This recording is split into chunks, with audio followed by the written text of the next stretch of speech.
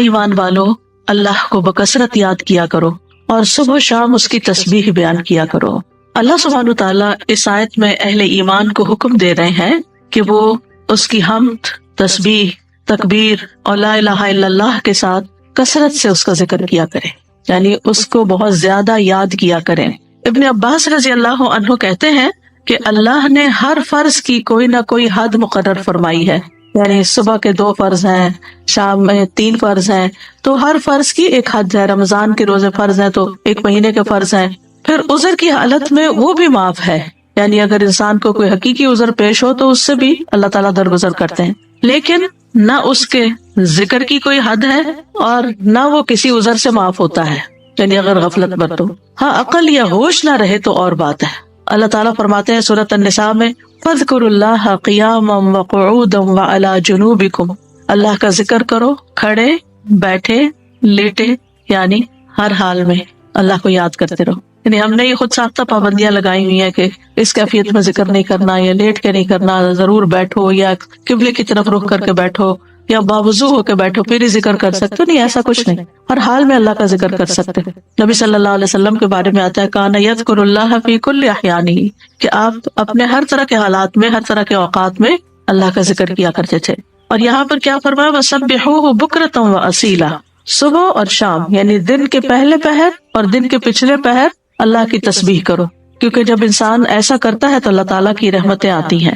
فرشتے بھی اہل ایمان کے لیے دعائیں کرتے ہیں، هو الذی یصلی علیکم وملائکتہ، وہی ہے جو تم پر صلاۃ بھیجتا ہے اور اس کے فرشتے بھی۔ تو یہاں اہل ایمان کو خطاب ہے، یا ایھا الذین آمنوا، اے لوگو جو ایمان لائے ہو۔ ابن مسعود کہتے ہیں کہ جب اس آیت کے ساتھ پکارا جائے تو اپنے کانوں کو اس حکم کی طرف لگا دیں، توجہ کریں کہ اللہ تعالیٰ کیا کہنا چاہتے ہیں، اس کو غور سے سنیں۔ یا تو کوئی خیر کا کام ہوگا جس کا اللہ تعالیٰ حکم دے رہا ہوگا، یا کوئی شر ہوگا جس سے اللہ تعالیٰ تمہیں روک رہا ہوگا، اس سے منع کر رہا ہوگا۔ تو یہاں پر یا ایھا الذین آمنوا کہہ کے کیا کہا گیا، اذکروا اللہ ذکرا کثیرا، صرف ذکر نہیں بلکہ ذکرا کثیرا، بہت کثرت سے اللہ کو یاد کیا کرو، کثرت سے اللہ کا ذکر کیا کرو، یعنی ہر طرح کے حالات میں اللہ ہی کو یاد کیا کرو، اور خاص طور پر تسبیح، تحلیل، تحمید، تکبیر۔ مجاہد کہتے ہیں یہ وہ کلمات ہیں جنہیں پاک، ناپاک، بے وضو اور جنبی بھی کہہ سکتا ہے، یعنی اگر کوئی حالت جنابت میں ہے تو بھی سبحان اللہ کہنے میں اس کو کوئی حرج نہیں، الحمدللہ وہ بھی کہہ سکتا ہے۔ جیسے اگر کسی کو نہانے کی ضرورت ہے اور اس کو تھوڑا ٹائم ہے نہانے میں کسی بھی وجہ سے، تو اس دوران اگر وہ پانی پینے لگا ہے تو بسم اللہ کہہ سکتا ہے، پانی پی چکا ہے تو الحمدللہ کہہ سکتا ہے، اسی طرح استغفر اللہ کہہ سکتا ہے۔ تو یہ کلمات ہر حال میں کہے جا سکتے ہیں۔ تو دل کے اخلاص کے ساتھ ذکر کرنا چاہیے، یعنی ذکر کثیر کا معنی کیا گیا وہ ذکر جو اخلاص کے ساتھ کیا جائے، یعنی صرف کوانٹٹی میں ہی زیادہ نہ ہو بلکہ اس کی کوالٹی اچھی ہو۔ کوالٹی اچھی ہونے کا مطلب کیا ہے، دل سے کیا گیا۔ کثیر کا اپوزٹ قلیل ہوتا ہے، تو قلیل ذکر کون سا ہے، جو منافقین کرتے ہیں، وَلَا يَذْكُرُونَ اللَّهَ إِلَّا قَلِيلًا، کہ وہ اللہ کو بہت تھوڑا یاد کرتے ہیں، یعنی زبان سے اوپر سے کر دیتے ہیں لیکن دل سے نہیں کرتے۔ اور یاد تو ہوتی بھی دل میں ہے، یاد کسی کی بھی دل میں ہوتی ہے تو زبان پہ آتی ہے۔ اور دوسرے لفظوں میں کثیر کے مقابلے میں قلیل ذکر کیا ہے کہ انسان بس صرف صبح شام کے اذکار کرے، نمازوں کے بعد ذکر اذکار کرے، اور مختلف حالات میں جیسے کھانا کھایا یا مخصوص اذکار جو ہیں صرف ان کی پابندی کرے۔ لیکن ذکر کثیر اس کے برعکس کیا ہے کہ انسان ان خاص مواقع کے علاوہ بھی ہر حال میں اللہ کو یاد کرتا رہے، اللہ کی یاد اس کے دل میں تازہ رہے۔ اور یہ ایک ایسا عمل ہے، یعنی ایک ایسی عبادت ہے کہ اس پر عمل کرنے والا آرام کی حالت میں بھی، لیٹے ہوئے بھی، بیٹھے ہوئے بھی، چلتے پھرتے اللہ تعالیٰ کو یاد کر سکتا ہے۔ یعنی باقی کام کرنے کے لیے جیسے نماز ہے یا قرآن ہے تو اس کے لیے پھر آپ کو ایک ایفرٹ کرنی پڑتی ہے۔ خالی سبحان اللہ، الحمدللہ، اللہ اکبر پڑھنے میں تو آپ کو کوئی ایفرٹ بھی نہیں کرنی، صرف زبان اعلانی ہوتی ہے۔ اور انسان اگر اس چیز کا عادی ہو جائے اللہ کے ذکر کا تو پھر اس کی زبان بری باتوں سے بھی پاک رہتی ہے اور اس کی زبان سے اچھے الفاظ ہی نکلتے ہیں۔ اور یہ جو ہم نے اپنے اوپر ایک ڈسپلن کے لیے پابندی لگائی تھی کہ کم از کم 100 دفعہ استغفار دن میں کرنی ہے، کم از کم 100 دفعہ سبحان اللہ پڑھنا، ٹھیک ہے، لیکن اس کا یہ مطلب نہیں کہ 100 دفعہ گنتی پوری ہوگی تو اب اس کے بعد کوئی پابندی لگ گئی ہے، آگے بس دروازہ بند ہے اور اس سے آگے نہیں جا سکتے۔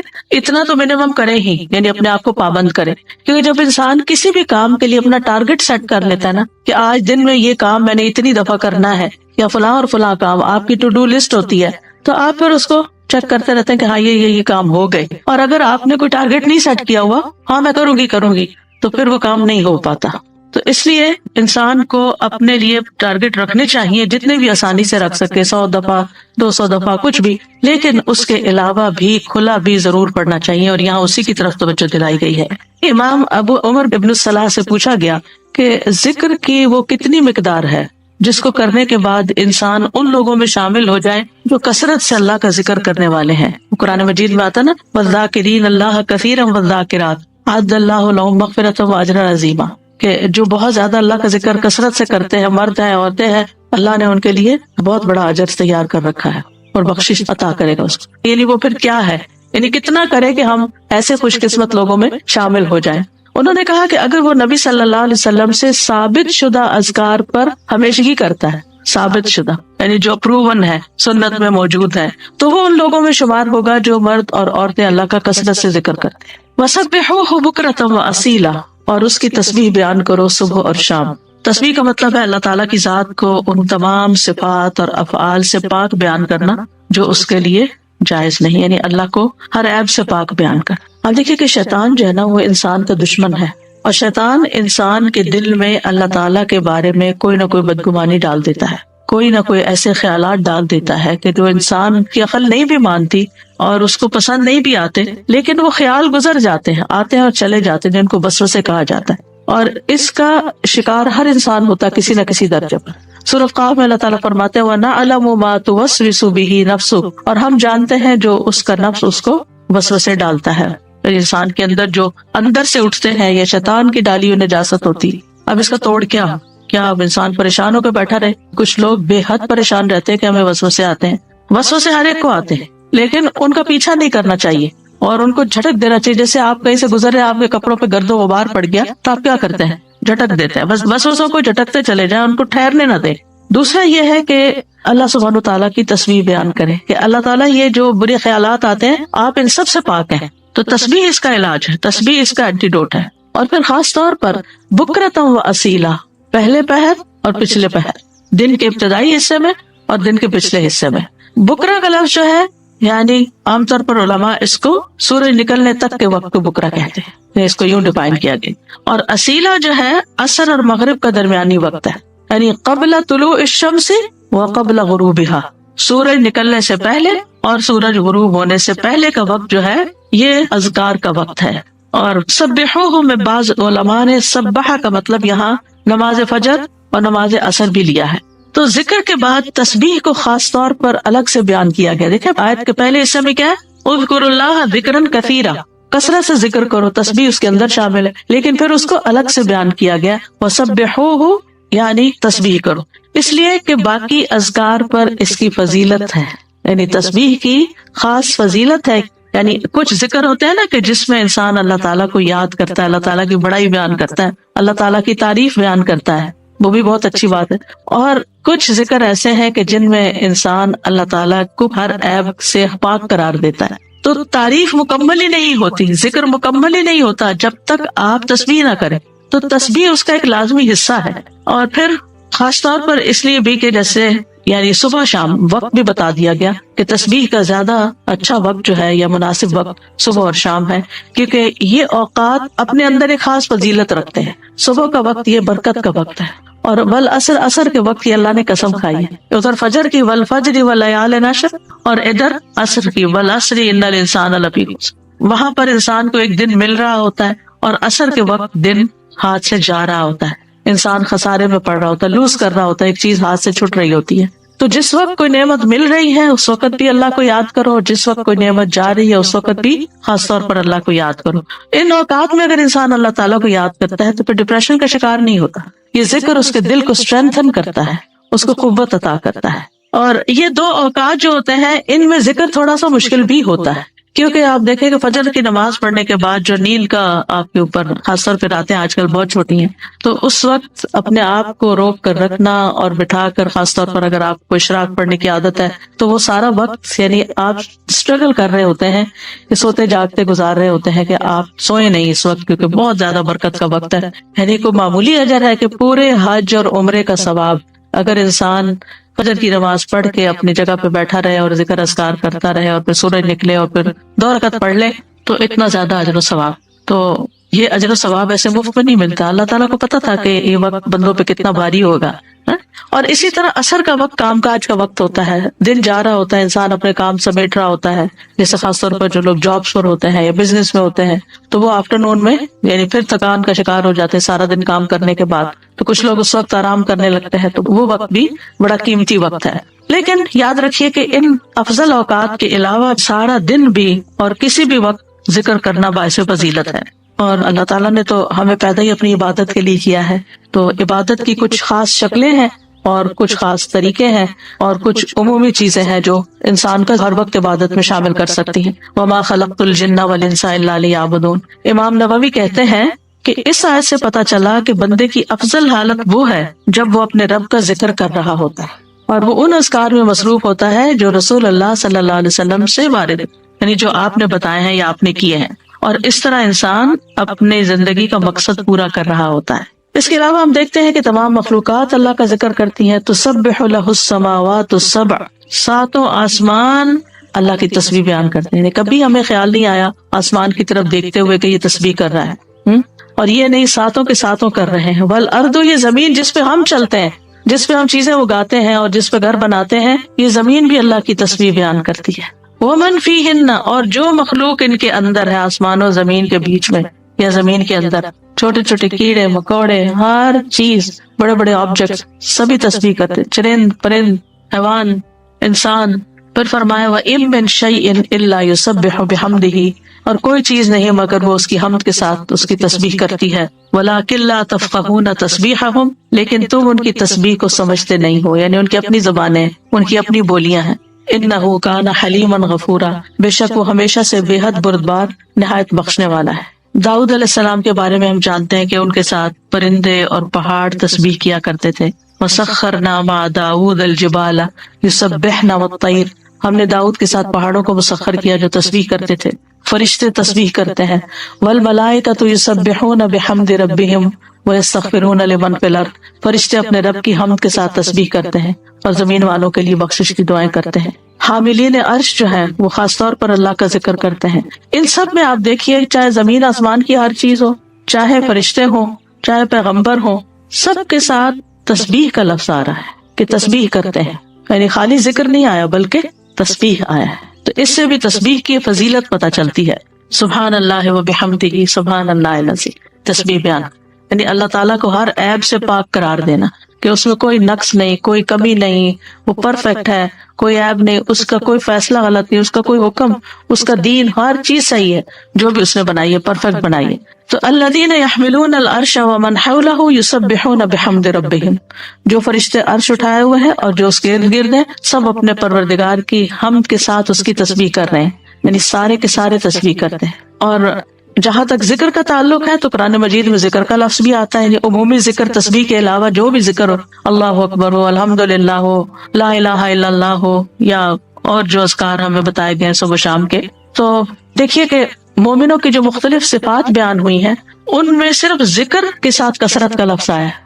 سورۃ الاحزاب کی آیت نمبر 35 ہے نا، ان المسلمین والمسلمات والمؤمنین والمؤمنات والقانتین والقانتات والصادقین والصادقات والصابرین والصابرات والخاشعین والخاشعات والمتصدقین والمتصدقات والصائمین والصائمات والحافظین فروجهم والحافظات والذاکرین اللہ کثیرا والذاکرات. یعنی ساری صفات اپنی جگہ ہیں کہ وہ مسلمان ہیں، مومن ہیں، فرما بردار ہیں، سچے ہیں، صبر والے ہیں، عاجزی کرنے والے ہیں، صدقہ کرنے والے ہیں، روزہ دار ہیں، اپنی شرمگاہوں کی حفاظت کرتے ہیں اور اللہ کا کثرت سے ذکر کرتے ہیں. تو اس سے بھی اندازہ لگائیں کہ ذکر کی کتنی اہمیت ہے کہ ذکر میں کثرت چاہیے. باقی چیزیں تو اپنے اپنے وقت پر ہوں گی، لیکن اللہ کے پسندیدہ وہ ہیں جو ذکر میں کثرت کرتے ہیں. جیسا کہ سورۃ آل عمران میں آتا ہے، الذین یذکرون اللہ قیاما وقعودا وعلی جنوبہم، جو اللہ کو یاد کرتے رہتے ہیں کھڑے بھی، یعنی کچھ کام ہم کھڑے ہو کے کرتے ہیں، کھڑے ہو کے تھک جاتے ہیں تو وقعودا بیٹھ جاتے ہیں اور پھر لیٹ جاتے ہیں. تو چاہے کھڑے ہوں، چاہے بیٹھے ہوں، چاہے لیٹے ہوں، وہ ذکر نہیں چھوڑتے، ہر حال میں ذکر کرتے رہتے ہیں. یہ ان کی صفت ہے، یعنی ذکر کے لیے صرف کوئی وقت یا جگہ مخصوص نہیں ہے بلکہ ہر حال میں. اور پھر جو اس کا اجر ہے، نبی صلی اللہ علیہ وسلم فرمایا، کیا میں تمہیں تمہارا بہترین عمل نہ بتاؤں جو تمہارے مالک کے نزدیک اچھا اور پاکیزہ عمل ہے اور تمہارے درجات میں سب سے زیادہ بلند ہے، سونا چاندی کے خرچ کرنے سے بہتر ہے، اللہ کی راہ میں جہاد کرتے ہوئے تمہارے کفار کی گردنیں مارنے اور ان کے تمہاری گردنیں مارنے سے بھی افضل ہے۔ صحابہ نے عرض کیا کیوں نہیں؟ آپ نے فرمایا اللہ تعالیٰ کا ذکر۔ یعنی بعض اوقات انسان سوچتا ہے نا کہ میں تو کچھ کر نہیں پا رہا، لوگ تو بڑے بڑے نیکی کے کام کر جاتے ہیں، اتنے مالدار ہیں، وہ اتنا صدقہ خیرات کرتے ہیں۔ خاص طور پر انسان جب ایسی چیریٹیز کے بارے میں سنتا ہے جو لوگ بہت آگے بہت بڑے بڑے کام کرتے ہیں، تو انسان سوچتا ہے کہ میرے پاس تو کچھ ہے ہی نہیں کرنے کے لیے، میں تو ان کے برابر کبھی آ ہی نہیں سکتا۔ کچھ لوگ ہر سال حج عمرے پہ چلے جاتے ہیں، انسان سوچتا ہے میں تو یہ بھی نہیں کر سکتا۔ اسی طرح کچھ لوگ اور بڑے بڑے کام کر رہے ہوتے ہیں، خدمت خلق کے بڑے کام کر رہے ہوتے ہیں۔ آپ کبھی کبھی پڑھتے ہیں نا کہ مخصوص شخصیات کے بارے میں، اس نے اتنے ہزار لوگوں کو مسلمان کیا، انسان سر پکڑ کے بیٹھ جاتا ہے کہ ہم نے تو ایک کو بھی نہیں شاید کیا۔ تو اسی طرح فلاں شخص نے اتنے 100 مسجدیں افریقہ میں بنوا دی، کہتے ہم نے کیا کیا؟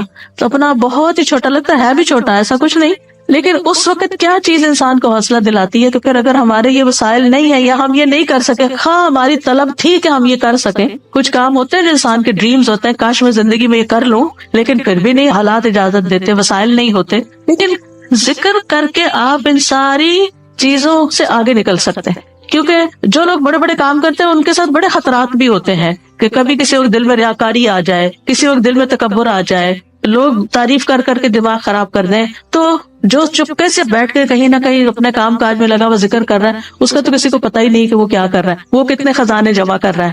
تو اس لیے جو چیز ہمارے ہاتھ میں ہے ہم اس کو تو گریب کریں، اس اپرچونٹی کو تو نہ جانے دیں، اس وقت کو تو نہ ضائع کریں، اس میں تو ہمارا کچھ بھی خرچ نہیں ہوتا۔ اور نبی صلی اللہ علیہ وسلم نے یہ بھی فرمایا، صحیح مسلم میں ہے، سبق المفردون قالوا وما المفردون یا رسول اللہ قال الذاکرون اللہ کثیرا والذاکرات۔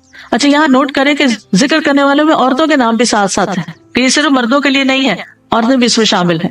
نبی صلی اللہ علیہ وسلم نے فرمایا مفردون سبقت لے گئے، آگے چلے گئے، سابقون بن گئے۔ صحابہ نے پوچھا اللہ کے رسول مفردون کون ہے؟ آپ نے فرمایا اللہ کا بہت زیادہ ذکر کرنے والے مرد اور عورتیں، یہ مفردون ہیں جو اللہ کے قریب ہو گئے ہیں۔ تو ذکر ایک ایسی چیز ہے کہ جو انسان کو اللہ کا قرب عطا کرتا ہے، اور بھی بے شمار فائدے ہیں۔ جہاں تک صبح و شام کے اذکار کا تعلق ہے تو سورۃ غافر میں آتا ہے، نبی صلی اللہ علیہ وسلم کو ارشاد ہے وَسَبِّحْ بِحَمْدِ رَبِّكَ بِالْعَشِيِّ وَالْإِبْكَارِ، اور صبح اور شام اپنے رب کی حمد کے ساتھ اس کی تسبیح کیجیے۔ یہ ڈائریکٹ حکم ہے، جو پہلے آیت میں نے آپ کو سنوائی تھی اس میں بھی حکم ہے صبح و شام کا، اور یہاں بھی ابکار کا لفظ ہے، وہاں بکرا کا ہے، یہاں ابکار کا لفظ ہے، عشی والابکار، یعنی روٹ ایک ہی ہے لیکن تھوڑا سا تبدیل ہو گیا ہے۔ سورۃ طٰہٰ میں بھی آتا ہے فاصبر علی ما یقولون وسبح بحمد ربک قبل طلوع الشمس وقبل غروبها ومن آناء اللیل فسبح واطراف النہار لعلک ترضی۔ سو ان باتوں پہ صبر کیجیے جو وہ کہہ رہے ہیں، اور سورج طلوع ہونے سے پہلے اور اس کے غروب ہونے سے پہلے اپنے رب کی حمد کے ساتھ تسبیح کیجیے۔ تو تسبیح کا خاص وقت جو ہے، ویسے تو سارا دن کر سکتے ہیں، خاص اوقات یہ بتائے جا رہے ہیں جو قرآن میں خود بتا دیے گئے، اور رات کے کچھ اوقات میں بھی بس اس کی تسبیح کیجیے۔ رات کے کچھ اوقات میں جیسے حضرت فاطمہ رضی اللہ تعالیٰ عنہا کو نبی صلی اللہ علیہ وسلم نے تھکاوٹ کا علاج کیا بتایا تھا؟ تسبیحات۔ تو اپنا آخری کام تسبیح کیا کیجیے۔ نبی صلی اللہ علیہ وسلم خود بھی یعنی جب تک نیند نہیں آتی تھی تسبیح ہی کیا کرتے تھے، اور رات کے کچھ اوقات میں بھی بس تسبیح کیجیے، اور دن کے کناروں میں، تاکہ آپ خوش ہو جائیں۔ تو اس سے کیا پتہ چلتا ہے؟ یہ خوش ہونے کا نسخہ ہے، خوش ہونے کا راز ہے، اس میں خوشی حاصل کرنے کا ذریعہ ہے۔ یعنی اگر آپ چاہتے ہیں کہ آپ کا دل مطمئن ہو، خوش ہو، تو آپ کو ان اوقات میں لازماً تسبیح کرنی چاہیے، اور جو ان اوقات میں تسبیح نہیں کرتے وہ غافلین میں شمار ہوتے ہیں، کیونکہ اللہ تعالیٰ فرماتے ہیں وَاذْكُر رَبَّكَ فِي نَفْسِكَ تَضَرُّعًا وَخِيفَةً وَدُونَ الْجَهْرِ مِنَ الْقَوْلِ بِالْغُدُوِّ وَالْآصَالِ وَلَا تَكُن مِنَ الْغَافِلِينَ، اور اپنے رب کا ذکر کیجیے اپنے دل میں عاجزی اور خوف سے، بغیر بلند آواز کیے، چپکے چپکے، دل ہی دل میں، صبح اور شام کے وقت، اور آپ غافلوں میں سے نہ ہونا۔ یعنی جو ان اوقات میں تسبیح نہیں کرتے، ذکر نہیں کرتے، وہ غافل شمار ہوتے ہیں۔ اور خاص طور پر اس وقت میں جو تھوڑا سا بھی ذکر کیا جاتا ہے اس کا اجر بہت زیادہ ہے۔ رسول اللہ صلی اللہ علیہ وسلم نے فرمایا جو لوگ نماز فجر سے سورج نکلنے تک اللہ کا ذکر کریں، مجھے ان کے ساتھ بیٹھے رہنا زیادہ پسند ہے، کیونکہ نبی صلی اللہ علیہ وسلم کو حکم دیا گیا تھا نا وَاصْبِرْ نَفْسَكَ مَعَ الَّذِينَ يَدْعُونَ رَبَّهُمْ بِالْغَدَاةِ وَالْعَشِيِّ يُرِيدُونَ وَجْهَهُ، آپ ان لوگوں کے ساتھ رہیے، ان کے ساتھ بیٹھیے جو اپنے رب کو صبح شام پکارتے ہیں، اور ان سے اپنی نگاہیں نہ پھیریے۔ تو آپ نے فرمایا مجھے ان کے ساتھ بیٹھے رہنا زیادہ پسند ہے بنسبت اس کے کہ میں اولاد اسماعیل سے 4 غلام آزاد کروں۔ ایک وہ نیکی ہے اور ایک ایسے لوگوں کی کمپنی میں بیٹھنا جو اس وقت اللہ کا ذکر کرتے ہیں، اور میں ایسے لوگوں کے ساتھ بیٹھا رہوں جو نماز عصر سے سورج غروب ہونے تک اللہ کا ذکر کرے، یہ زیادہ پسندیدہ ہے اس سے کہ 4 غلام آزاد کروں۔ تو نماز عصر کے بعد کا وقت بھی صرف جمعے کا دن نہیں، کیونکہ ہم عام طور پر جمعے کے دن پھر بھی تھوڑا سا بہتر کر لیتے ہیں، لیکن عام دنوں میں ہم اس وقت کو دھیان نہیں کرتے۔ ٹھیک ہے، اگر اس وقت میں آپ کے کچھ مخصوص کام ہے گھر کے یا واک کا وقت ہے یا کوئی بھی، تو اس وقت کی برکت کی وجہ سے کہ یہ ذکر کا خاص وقت ہے، اور آپ نے یہ بھی دیکھا ہوگا کہ پرندے بھی صبح کے وقت سورج نکلنے تک چہچہا رہے ہوتے ہیں، اور پھر اس کے بعد جب چڑیا اپنے گھونسلوں کو جاتی ہیں اور جو ہی سورج غروب ہو جاتے ہیں تو خاموشی سے سونے لگتی ہیں۔ تو یہ اوقات بھی یعنی ایک نیچرل تسبیح کے اوقات ہیں، اور ابھی آگے بھی وہ ذکر آئے گا، تسبیح آئے گی جو آپ نے حضرت جویریہ رضی اللہ تعالیٰ عنہ کو سکھائی تھی، وہ بھی انہی اوقات میں پڑھنے کی تسبیح ہے۔ اور صبح کے وقت ذکر کرنے سے شیطان کی گرہیں کھل جاتی ہیں انسان سے۔ جب انسان صبح کے وقت اٹھتا ہے اور پھر وضو کرتا ہے، نماز پڑھ لیتا ہے، ذکر کر لیتا ہے، تو حشاش بشاش خوش مزاج ہوتا ہے، بدا سستی ہوتی ہے اس کو۔ پھر اسی طرح یہ ہے، رسول اللہ صلی اللہ علیہ وسلم نے فرمایا بنی آدم کے ہر انسان کو 360 جوڑوں پر پیدا کیا گیا ہے، اور اس کے جسم میں 360 جوڑ لگے ہوئے ہیں۔ پس جو شخص اللہ اکبر، الحمدللہ، لا الہ الا اللہ، سبحان اللہ، استغفر اللہ کہے، لوگوں کے راستے سے پتھر یا کانٹا یا ہڈی ہٹا دے، یا نیکی کا حکم دے یا برائی سے روکے، تو یہ اس کے 360 جوڑوں کے شمار کے برابر ہے، اور وہ اس دن جب شام کرے گا تو اپنے نفس کو جہنم کی آگ سے دور کر لے گا۔ یعنی جو اپنے جوڑوں کا صدقہ روزانہ نکال لیتا ہے، اور یہاں مالی صدقے کے بارے میں بات نہیں ہو رہی، یہاں اذکار کی بات ہو رہی ہے خاص طور پر، یا کچھ کام ہے جس سے دوسروں کی تکلیف ہٹانا مقصود ہے، تو انسان اپنے آپ کو جہنم کی آگ سے آزاد کر لیتا ہے۔ ابن عثیمین کہتے ہیں کہ صبح و شام کی اذکار اپنے پڑھنے والوں کے لیے اس قدر وسیع، عظیم فوائد اور برکات پر مشتمل ہے کہ ان کا احاطہ نہیں کیا جا سکتا، ان کو بیان نہیں کیا جا سکتا۔ ان میں سے کچھ فائدے جیسے دل اور روح کی غذا ہیں ان اوقات کے اذکار، انسان کے دل کو سکینت ایک نصیب ہوتی ہے، ٹھہر جاتا ہے دل، ایک راحت محسوس ہوتی ہے، ایک مسرت محسوس ہوتی ہے۔ پھر اسی طرح دنیا اور آخرت میں امن اور سلامتی کا ذریعہ ہے، دنیا اور آخرت میں سلامتی کا ذریعہ ہے، کیونکہ پروٹیکشن کی دعائیں ہیں اس میں، حفاظت کی دعائیں ہیں۔ پھر خیر و برکات کے دروازے کھولنے کا سبب ہے۔ پھر چوتھی چیز ہے اجر و ثواب کے حصول کا ذریعہ ہے، یعنی بہت زیادہ اجر و ثواب ہے ان اوقات میں اذکار کا۔ پھر پانچویں چیز ہے شر کے واقع ہونے سے پہلے، یعنی کسی تکلیف کے آنے سے پہلے اور واقع ہونے کے بعد اسے ہٹانے کا ذریعہ ہے۔ ویسے بھی نبی صلی اللہ علیہ وسلم نے فرمایا نا، دعا اس مصیبت میں بھی فائدہ دیتی ہے جو واقع ہو چکی ہے، اور اس میں بھی فائدہ دیتی ہے جو ابھی واقع نہیں ہوئی، جو ابھی مصیبت نہیں آئی۔ اے اللہ کے بندو دعا کو لازم کر لو۔ تو یہ صبح شام کی دعائیں ہی ہیں ایک طرح سے ان میں زیادہ تر۔ پھر ان اذکار میں انسان اللہ کی نعمتوں اور مہربانیوں کا اعتراف کرتا ہے، یعنی صبح شام کے اذکار جو ہیں یہ اللہ کی پے در پے نعمتوں کا اعتراف ہے۔ جیسے سید الاستغفار میں کہتے ہیں نا، ابو لک بنعمتک علیہ، اللہ جو تیری نعمتیں مجھ پر ہیں میں ان کا اقرار کرتا ہوں، اکنالج کرتا ہوں۔ اللہ تعالیٰ کی مہربانیوں اور اس کے احسان پر اس کا شکر ادا کرنا ہے۔ پھر ساتویں چیز یہ ہے کہ رب کے سامنے فقر اور عاجزی کا اظہار ہے کہ میں تجھ سے بے نیاز نہیں ہوں، تیری ہی پروٹیکشن چاہتا ہوں، تیری طرف رجوع کرتا ہوں۔ پھر آٹھویں چیز یہ ہے کہ یہ بندے کی اصلاح کے اسباب میں سے ہے، اور خاص طور پر دل کی اصلاح۔ اور دل کی اصلاح ہو نہیں سکتی جب تک دل میں اللہ کی محبت یا اللہ کے لیے محبت اور اللہ کی تعظیم اور اللہ کی بڑائی اور اللہ تعالیٰ کے پاورفل ہونے اور اس کے سارے جو اسماء و صفات ہیں ان پر یقین نہ ہو، اس وقت تک اللہ کی بڑائی دل میں نہیں آتی۔ ابن عباس کہتے ہیں کہ جو شخص صبح شام کے اذکار پر حفاظت کرے، سچائی، ایمان اور اللہ پر بھروسہ اور اعتماد کرتے ہوئے یہ اذکار کرے، اور یہ دعائیں جن معنی پر دلالت کرتی ہوں ان کے لیے انسان کا سینہ کھلا ہوا ہو، تو یہ اسے جادو اور دیگر مصیبتوں کے واقع ہونے سے پہلے ان کے شر سے بچانے کا سب سے بڑا سبب ہے، اور تکلیف واقع ہو جائے تو ان کو ہٹانے کا بھی سب سے بڑا سبب ہے۔ یعنی ان کو چھوڑنا نہیں چاہیے، کیونکہ بعض اوقات کوئی تقدیر نافذ ہونی ہوتی ہے تو انسان بھول ہی جاتا ہے، یا سویا ہی رہ جاتا ہے، یا کوئی بھی وجہ بن جاتی ہے اور انسان غافل ہو جاتا ہے، اور اتنے میں وہ واقع ہو جاتی۔ ابن قیم کہتے ہیں کہ دعائیں اور تعوذات ہتھیار کی طرح ہیں، ہتھیار ہیں۔ ہتھیار مارنے والے کی قابلیت اور صلاحیت کے مطابق اثر کرتا ہے، صرف تیز دھار کے ساتھ نہیں۔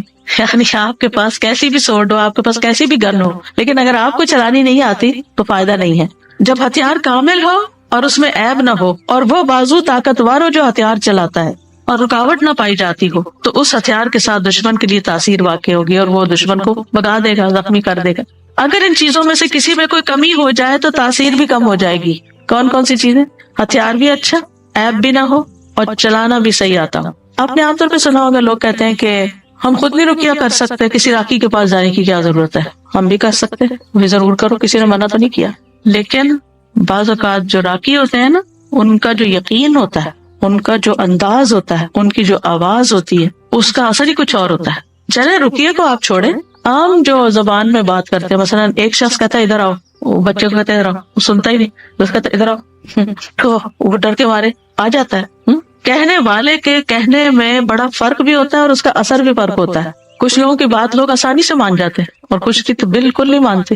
ہم سب جانتے ہیں، گھر میں بھی عام طور پہ دیکھا گیا کہ ماں کی بات کا اثر اور ہوتا ہے، باپ کی بات کا کچھ اور ہوتا ہے، کبھی وائس ورسا بھی ہوتا ہے. لیکن یہ ہے کہ فرق ہے ایک بندے کے ذکر کرنے اور پڑھنے اور جن بھوت کو بگانے اور دوسرے بندے کے بگانے میں. جو خود ہی جن بھوتوں سے ڈرتا ہو وہ بگائے گا کہاں سے؟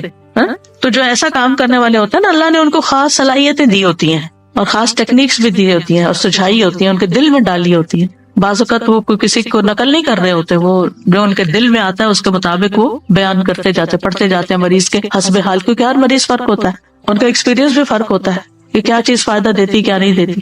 جب تک آپ کے ہتھیار صحیح نہ ہو نا، یعنی کہ آپ کے پاس اسکلز نہ ہو، اور آپ کا دل مضبوط نہ ہو، بہادری نہ ہو. استاذہ جی جیسے نا بچے آج کل نئی ٹیکنیک سے کوئی بھی ہو تو کہیں گے آپ کو تو یوز کرنا نہیں آتا، آپ متاثر کرتے ہیں نا آپ کو، یعنی کہ امپریس کرتے ہیں، اور جب آپ کو وہ چیز یوز کرنے آ جاتی تو آپ خود حاوی ہو جاتے. اور اسی طرح ہی جب آپ کو پتا ہوتا ہے کہ آپ نے ہتھیار کیسے یوز کرنا ہے تو پھر آپ کی پاورز اور قسم کی ہوتی ہیں، اور یہی وہ طاقت اور وہ پاور ہے جس سے آپ نا شیطان کو بھگا سکتے. اور میں کہتی ہوں نا حضرت عمر رضی اللہ عنہ سے کیوں شیطان ڈرتا تھا، تو ان کے اندر وہ پاورز تھیں. بالکل سبحان اللہ. کبھی کبھی ایسا ہوتا ہے نا کہ آپ بالکل گھر میں اکیلے ہوتے ہیں، اندھیرا یا کوئی ایسی چیز ہوتی ہے تو انسان کے دل میں ایک دم خیال آتا ہے کہ یہاں کوئی ایسی چیز نہ ہو، تو آپ یہ کہتے ہیں اور آنکھیں کھول لیا کریں، اچھا کیا ہے اگر کوئی ہوگی تو کیا ہوگا. سر جی آپ نے ایک دفعہ بتایا تھا نا کہ ذرا سی تھوڑی آواز کے ساتھ ڈانٹا جائے تو پھر ڈر خود نکل جاتا ہے. تو 2-3 دفعہ اس طرح سے ہوا تو الحمدللہ ذرا سی آواز زور کر کے کہ ہمارا گھر ہے، ہم رہتے ہیں، جو بھی مخلوق ہے خدا نہ کرے، مطلب اپنے آپ کو زیادہ بارو بنا کے اور ڈر نکال کے ان کو ڈرانا چاہیے. بالکل. تو الحمدللہ اس سے فرق پڑتا. وہ متین ہاشمی صاحب ہوتے تھے کراچی میں، شاید آپ کے ہوتے ہوئے وہ لیکچر دینے آئے ہوں گے. انہوں نے ایسی بہت سی ٹیکنیکس بتائی تھی. وہ جنات کا علاج کرتے تھے اور ان کی آواز بھی اتنی ٹھہری ہوئی تھی، کوئی غصہ بھی نہیں کرتے تھے، کچھ نہیں. تو وہ کہتے تھے کہ جہاں کوئی ایسا مسئلہ ہو تو میں جا کے کہتا ہوں کہ دیکھیں ہم اشرف المخلوقات ہیں، ہم انسان ہیں اور آپ کا کوئی حق نہیں یہاں رہنے کا، میں آپ کو حکم دیتا ہوں یہاں سے چلے جائیں، اور وہ چلے جاتے. تو بہرحال یہ تعوذات جو ہیں اور صبح شام کے اذکار جو ہیں، یا تو شر کے اسباب کو واقع ہونے سے روک دیتے ہیں، یا پھر وہ ان کے درمیان اور ان کی کامل تاثیر کے درمیان رکاوٹ بن جاتے ہیں. اسباب اور اثر کے بیچ میں رکاوٹ یعنی وہ چیز آ تو رہی ہوتی مگر اس کا اثر جلد ختم ہو جاتی. اور جتنا تعوذ قوی ہوگا اتنا ہی اثر بھی قوی ہوگا. دعا جو ہے وہ تقدیر بدل دیتی ہے. ابن عثیمین کہتے ہیں دعا تقدیر کو ٹال دیتی ہے. صبح شام کے اذکار دعاؤں اور تعوذات کا ایک مجموعہ ہے، اور دعا تقدیر کو ٹالتی ہے، اور اللہ کبھی تقدیر کا فیصلہ صادر کرتا ہے اور اس کے لیے ایک سبب مقرر کرتا ہے. سبب مقرر کرتا ہے یعنی تقدیر نافذ ہونے کے لیے ایک وجہ، ذریعہ، جو اس تقدیر کے آگے رکاوٹ بن جاتی ہے. ٹھیک ہے، تو دعا بھی انہیں اسباب میں سے ایک سبب، یعنی تقدیر بھی اللہ نے بنایا، وہ اتر رہی ہے تقدیر، اور اس کو ہٹانے کا سبب بھی اللہ نے بنایا ہے. اور وہ اسباب میں سے ایک سبب کیا ہے؟ یہ دعائیں، یعنی وہ آتی ہے اور دعائیں اس کو پیچھے دھکیل دیتی ہیں. اللہ نے یعنی صرف تقدیر نہیں بنائی، اللہ نے اس کو ٹالنے کا ذریعہ بھی بنایا ہے، اسباب بھی بنایا ہے، اور دعا ان میں سے ایک سبب ہے. سمپل سے امام نووی کہتے ہیں دعا مصیبت کو ہٹانے اور رحمت کو پانے کا ایک سبب ہے، یعنی ایک ہتھیار ہے. پہلے بات ہوئی نا کہ ہتھیار ہے دعا، جیسے ڈھال ہتھیار کے حملے کو روکنے کا سبب ہے، جیسے ڈھال تلوار کے حملے کو روکنے کا سبب ہے، اور پانی زمین سے نباتات اگانے کا سبب ہے. بارش ہوتی ہے تو زمین ہری بھری ہو جاتی ہے، تو یہ سبب ہے نا. زمین کے اندر پوٹینشیل تھا لیکن جب تک پانی نہیں آیا تو وہ دبی رہی، جب پانی آیا تو اس نے اپنا اندر کا سب باہر نکال دی. تو دعا اور مصیبت ایک دوسرے کا مقابلہ بھی کرتے ہیں. تو تقدیر سے بچاؤ کے لیے ہتھیار اٹھانا ضروری ہے. تو اللہ نے تقدیر بھی بنائی ہے، تقدیر کو ٹالنے کا سبب بھی بنایا ہے. ابن قیم کہتے ہیں کہ صبح شام کے اذکار زرہ کے قائم مقام ہے. اب آپ دیکھیں کتنے انہوں نے مختلف سبب اور فائدے بتائے نا. جیسے جیسے زرہ موٹی ہوگی ویسے ویسے اس کو پہننے والا متاثر نہیں ہوگا. وہ زرہ بختر آپ کو معلوم ہے نا کہ وہ لوہے کا لباس جو لوگ اپنے آپ کو پروٹیکٹ کرنے کے لیے بلٹ پروف کہہ لیں، بلکہ زرہ کی طاقت یہاں تک پہنچ جائے گی کہ تیر واپس لوٹ جائے گا اور اسی کو جا کے لگے گا جس نے تیر چلایا تھا. یعنی اگر کوئی نظر لگانے لگا آپ کو اور آپ نے دعائیں پڑھی ہوئی ہیں تو وہ نظر کا اثر آئے گا اور پلٹ کے واپس جائے گا اور اسی کے اوپر لگ جائے گا، آپ کو نہیں نقصان دے گا. جی ہاں، بد دعا دیتا ہے اور آپ اس کے اہل نہیں ہے تو وہ واپس اسی پہ پلٹتی ہے۔ ابن عثیمین کہتے ہیں صبح و شام کے اذکار حفاظت کرنے میں ان لوگوں کے لیے یاجوج اور ماجوج کی دیوار سے بھی زیادہ مضبوط ہے جو ان کو حضور قلب کے ساتھ پڑھتے ہیں۔ ایک طرح بے دھیانی میں پڑھنا، لیکن جو ان کو دھیان سے پڑھتے ہیں یہ یاجوج ماجوج کی دیوار سے بھی زیادہ مضبوط چیز ہے جو فتنے کو آنے سے روکتی ہے۔ صحابہ صبح و شام کے اذکار کی حفاظت کیا کرتے تھے۔ ابو وائل فرماتے ہیں ہم ایک دن صبح کی نماز پڑھنے کے بعد عبداللہ بن مسعود کی طرف گئے اور دروازے سے سلام کیا تو انہوں نے ہمیں اجازت دے دی، مگر ہم تھوڑی دیر دروازے کے ساتھ ٹھہرے رہے تو ایک لونڈی آئی اور اس نے کہا آپ اندر کیوں نہیں آ رہے؟ پھر ہم اندر داخل ہوئے تو ابن مسعود بیٹھے تسبیحات کر رہے تھے۔ انہوں نے کہا تمہیں اندر آنے سے کس چیز نے روکا جبکہ میں نے تمہیں اجازت دے دی تھی؟ ہم نے کہا کوئی بات نہیں سوائے اس کے کہ ہم نے سوچا کہ گھر والوں میں سے شاید کوئی سو رہا ہو۔ تو ابن مسعود نے فرمایا کیا تم نے ابن ام عبد کے گھر والوں کے بارے میں غفلت کا گمان کیا؟ تم سمجھتے ہو ہم اس وقت سو رہے ہوتے ہیں؟ کیا سونے کا وقت ہے یہ؟ راوی نے کہا پھر ابن مسعود نے تسبیح شروع کر دی یہاں تک کہ انہوں نے گمان کیا کہ سورج نکل آیا ہے۔ تو لونڈی سے فرمایا دیکھو کیا سورج نکل آیا؟ اس نے کہا ابھی نہیں نکلا۔ پھر تسبیح شروع کر دی، پھر انہیں خیال ہوا کہ سورج نکل رہا ہے، پھر کہا جاؤ دیکھو سورج نکل آیا، تو اس نے دیکھا کہ سورج نکل چکا تھا۔ ابن مسعود کہتے ہیں الحمدللہ الذی اقالنا یومنا ھذا ولم یہلکنا بذنوبنا، سب تعریف اللہ کے لیے جس نے آج ہم سے درگزر کیا اور ہمارے گناہوں کی وجہ سے ہمیں ہلاک نہیں کیا، کیونکہ تسبیحات جب کرتے ہیں تو گناہ بھی معاف ہوتے ہیں۔ تو اس سے یہ پتہ چلتا ہے کہ صحابہ کرام اپنے وقت سے کیسے فائدہ اٹھاتے تھے۔ تو یہ اوقات جو ہیں ان میں نہ تو آپ اپنا سیل فون کھولیں اور نہ ہی آپ اپنا کوئی اور ایسا کام کریں کہ جس کی کوئی خاص ضرورت نہ ہو۔ کوشش کریں کہ اس وقت جس مسئلے پہ نماز پڑھی ہے وہیں بیٹھے رہے، لیکن اگر کوئی مجبوری ہے، بچوں کا ناشتہ بنانا ہے، ہسبینڈ نے کام پہ جانا ہے یا کچھ، تو خاموشی سے اپنا کام کریں اور ساتھ ساتھ اپنے اذکار جاری رکھیں، ان کو نہ روکیں۔ یعنی اس وقت ڈانٹ ڈپٹ اور ادھر ادھر آوازیں دینا، چیخنا چلانا کریں، وہ نہ ہو۔ یعنی ایک احترام کا وقت ہو کہ یہ اذکار کا وقت ہے، خود بھی کریں اور بچوں کو بھی اس کا پابند بنائے، گھر والوں کو بھی تاکید کرے۔ اب اس میں حضرت ابن مسعود کا عمل آپ دیکھیں، ان کو اندر بلا لیا، وہ نہیں آ رہے تھے، ان کو بلایا اندر آ جاؤ، اندر آ گئے، تھوڑی سی بات کی اور اپنا ذکر جاری رکھا۔ یہ نہ کوئی بد اخلاقی ہے، نہ کوئی بدتمیزی ہے، یہ کسی کے گھر جانے کا تو وقت نہیں ہے، لیکن شاید کسی کام سے آئے ہو یا علم کے لیے کچھ پوچھنے آئے ہو، کیونکہ فقیہ بھی تھے ابن مسعود، تو ان سے ہو سکتا کوئی مسئلہ دریافت کرنے آئے ہو، اللہ عالم، وضاحت نہیں ملتی کہ وہ آئے کیوں تھے سب، لیکن انہوں نے اپنے وقت کی قدر کی اور اس وقت میں جو کام کرنا تھا وہ پورا کیا۔ ہمارا حال کیا ہے کہ ذرا ادھر سے کوئی بلائے ادھر سے وہ ڈسٹریکٹ ہو کے اپنے اذکار چھوڑ دیتے، یہ نہیں کرنا۔ یعنی بچوں کو پتا ہونا چاہیے کہ اس وقت کچھ پڑھ رہے ہیں، یعنی اشارے سے سبحوہ بکرۃ واصیلا اشارہ کر دے، اور 2-4 دفعہ کریں کہ بچوں کو پتا ہوگا کہ یہ وقت اماں جو ہے وہ ذکر کرتی ہیں، بات نہیں کرتی، تو وہ مجھے ویٹ کرنا ہے۔ پھر اسی طرح وہ کہتے ہیں کہ بہت سے لوگ اس میں کوتاہی کرتے ہیں، یہ وقت یا سونے میں گزار دیتے ہیں، سستی میں یا کمزوری میں یا گھٹیا کام کرنے میں، یعنی جو اس سے کم تر درجے کے کام ہوتے ہیں جو کسی اور وقت میں بھی ہو سکتے ہیں، لیٹر آن ہو سکتے ہیں۔ وہ کہتے ہیں کہ دن کا اول حصہ جوانی کے قائم مقام ہے، پچھلا بڑھاپے کے قائم مقام ہے، تو جو دن کے پہلے حصے میں دن کی لگام کو تھام لیتا ہے وہ سارا دن سلامت رہتا ہے اور نیکی کے کاموں میں اس کی مدد کی جاتی ہے اور دن میں برکت دی جاتی ہے۔ ابن قیم کہتے ہیں ایک دفعہ شیخ الاسلام ابن تیمیہ کے پاس میں موجود تھا، انہوں نے صبح کی نماز پڑھی، پھر وہ بیٹھ کر اللہ کی عبادت کرتے رہے اور ذکر کرتے رہے، تقریباً آدھا دن گزر گیا۔ میری طرف دیکھا اور کہا یہ میرا ناشتہ ہے، اگر میں یہ غذا نہ کھاؤں تو میری قوت ساکت ہو جائے، کچھ کر نہ سکوں۔ آپ کو پتہ 35 جلدوں میں انہوں نے لکھا ہے فتاوی، ان کے فتاوی کو اکٹھا کیا گیا، پوری شرح بھر جاتی ہے، بلکہ اس سے بھی بچ جاتی ہے کتابیں دوسری شرح رکھنی پڑتی۔ تو آپ سوچئے کہ اتنے بڑے بڑے کام لوگ کس طرح کر جاتے تھے اللہ کی مدد کے ساتھ، اور اللہ کی مدد اللہ کے ذکر کے ساتھ آتی، اور خاص طور پر فجر کے بعد سونے کو جو ناپسند کرنا، کیونکہ وہ برکت کا وقت ہوتا تھا۔ ابن قیم کہتے ہیں سلف صالحین کے نزدیک یہ بات ناپسندیدہ اور مکروہ تھی کہ صبح کی نماز سے لے کر سورج کے طلوع ہونے تک انسان سوئے، یہ غنیمت کا وقت ہے۔ سورج نکل آئے پھر اپنا کام کاج کر کے اگر آپ دوبارہ ریسٹ کرنا چاہیں، کیونکہ راتیں چھوٹی ہیں، تو پھر اور بات ہے۔ یہ وقت رزق کے نازل ہونے کا اور رزق بانٹنے کا وقت ہے، اس میں برکت نازل ہوتی ہے۔ اب اس کے بعد ہے صبح شام کے اذکار کے آداب جو ہے وہ کیا ہے۔ سب سے پہلی بات یہ کہ زبان اور حضور قلب کے ساتھ، دل اور زبان کی حاضری کے ساتھ ذکر کیا جائے۔ جب یہ دونوں چیزیں متحد ہو جاتی ہیں اور اذکار کرنے والا سچائی، یقین اور اللہ کے ساتھ اچھا گمان کرتے ہوئے ان کے معنی میں غور و فکر کرتے ہوئے پڑھتا ہے، تو یہ پڑھنے والے کو فائدہ دیتی ہے، اس پڑھنے والے کی حفاظت ہوتی ہے، اس سے مصیبتیں دور ہوتی ہیں۔ ابن قیم کہتے ہیں تمام اذکار سے افضل اور زیادہ مفید وہ ذکر ہے جس میں زبان اور دل ساتھ ہوں، جو بول رہے ہیں وہ آپ کا دل سمجھ بھی رہا ہے اور اس کے موافق ہوں، اور وہ نبوی اذکار سے ہوں، یعنی سنت سے ثابت ہوں، اور ذکر کرنے والا معنی اور مقصد سمجھتا ہوں۔ پھر اسی طرح ان اذکار کا وقت جو ہے طلوع فجر سے پہلے شروع ہو جاتا ہے اور طلوع شمس سے پہلے تک رہتا ہے. اور یہ جو ہی اذان ہوتی ہے نا فجر کی اس وقت سے شروع ہو جاتا ہے سورج نکلنے تک. اور شام کے اذکار کا وقت عصر کے بعد سے لے کر رات کے اول حصے تک ہوتا ہے، مغرب کے وقت تک. اگر کسی سے یہ اوقات رہ جائے، ان سے محروم ہو جائے، بھول گیا یا کوئی رکاوٹ بن گئی تو کوئی حرج نہیں.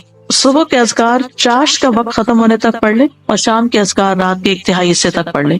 لیکن یہ رخصت ہے، اصل وقت ان کا سورج نکلنے سے پہلے اور غروب ہونے سے پہلے کا ہی. ابن عباس کہتے ہیں سنت یہ ہے کہ صبح اور شام کے اذکار اور دعاؤں کو ان کے وقت میں ادا کرنے کی حفاظت کی جائے. جب ان کا وقت ختم ہو جاتا ہے تو وہ ثواب بھی ان کے وقت کے ساتھ ختم ہو جاتا ہے جو اس وقت سے متعلق تھا. اب صبح شام کے اذکار میں سب سے پہلا ذکر آیت الکرسی کا ہے. آیت الکرسی کیا ہے؟ اللہ لا الہ الا هو الحی القیوم آخر تک. صبح شام آیت الکرسی پڑھنے سے حفاظت ملتی ہے، یعنی حدیث سے بھی ثابت ہے، خاص طور پر جنات کے اثر سے بچاؤ ہوتا ہے. آیت الکرسی میں آپ دیکھیں اللہ سبحانہ تعالیٰ کا تعارف ہے، اس کے اسماء و صفات ہیں. قرآن کریم کی کوئی اور آیت ایسی نہیں جس میں اللہ تعالیٰ کے اتنے نام اور صفات بیان ہوئی. اس میں اللہ کا ذاتی نام اللہ بھی آئے اور تقریباً 27 صفات اور افعال وغیرہ آئے ہیں. سب سے پہلے اللہ تعالیٰ کی الوہیت کا ذکر ہے، اللہ لا الہ الا ہو، کہ وہ الوہیت میں اکیلا ہے. پھر الحی القیوم، اور یہ دونوں نام ان کو اسماء اعظم بھی کہا گیا ہے. حی زندہ ہے، یعنی اس کو کبھی موت نہیں آئی، کمال صفات میں سے. اور قیوم قائم رکھنے والا، کمال افعال میں سے. بعض لوگ یہ سوال کرتے ہیں نا کہ اللہ تعالیٰ کو کس نے پیدا کیا ہے؟ تو اللہ سبحانہ تعالیٰ کی کوئی بگننگ نہیں ہے جیسے ہماری بگننگ ہے اور ہمارے کیلنڈر نہیں. اللہ کی ایسے نہیں. اس میں آپ دیکھیے کہ ٹائم کا کریٹر اللہ ہے، تو جب ٹائم ہی نہیں تھا تب بھی اللہ.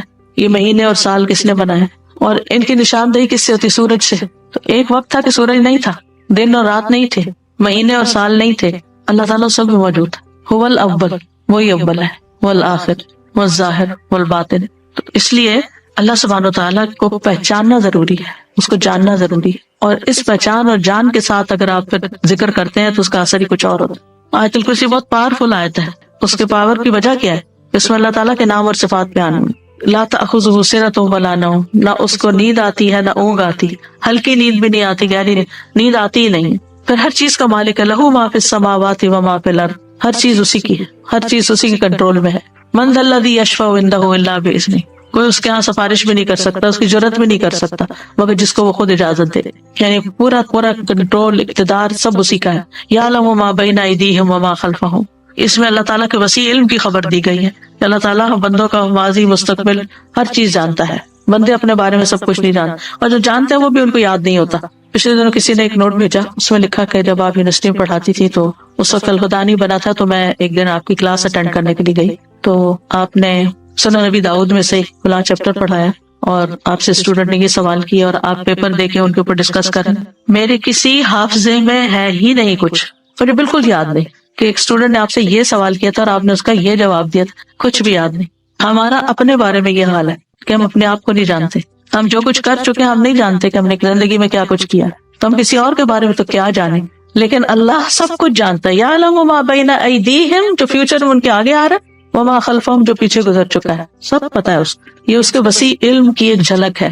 باقی ہر چیز کے بارے میں جو کچھ وہ جانتا ہے، وہ تو کوئی ایک پتہ نہیں گرتا مگر وہ اس کو جانتا ہے. خشکی میں، سمندر میں، آسمانوں میں، زمین میں، کسی پتھر کے اندر ایک دانہ بھی چھپا ہوا تو مثقال ذرۃ فی السماء والارض ولا یحیطون بشیء من علمہ الا بما شاء، اور جو اس کا علم ہے اس میں سے کوئی اس کے علم کا احاطہ ہی نہیں کر سکتا مگر جتنا وہ چاہتا ہے. یعنی اس کے علم کا بہت تھوڑا حصہ انسانوں کو ملا. جیسے خضر اور موسیٰ علیہ السلام کے واقعے میں آتا ہے نا کہ وہ جب کشتی میں بیٹھے تو ایک چڑیا نے پانی کی چونچ میں لیا تھا کہ بندوں کا علم اللہ کے علم کے مقابلے میں ایسا ہی جیسے چڑیا کے چونچ میں پانی اس سمندر کے مقابلے. ساری مخلوق کا علم اتنا سا ہے، بس اس پر تو پھر ہم بھروسہ کرتے ہیں، اس علم کے اوپر ہم فخر کرتے ہیں، اور جو اللہ کا علم ہے اس کی طرف کبھی توجہ ہی نہیں کی. وسع کرسیہ السماوات والارض، اللہ کی عظمت کے ساتھ ساتھ اس کی مخلوقات کی عظمت کو بیان کیا گیا یہاں. کرسی جو اللہ کی مخلوقات میں سے ایک مخلوق ہے، وہ آسمان و زمین پہ چھائی ہوئی ہے، ہر چیز کو انکمپس کیے ہوئے. پھر جو اس کو بنانے والا ہے اس کی عظمت کیا ہوگی. اور کرسی جو ہے وہ رب تعالیٰ کے دونوں قدموں کی جگہ ہے.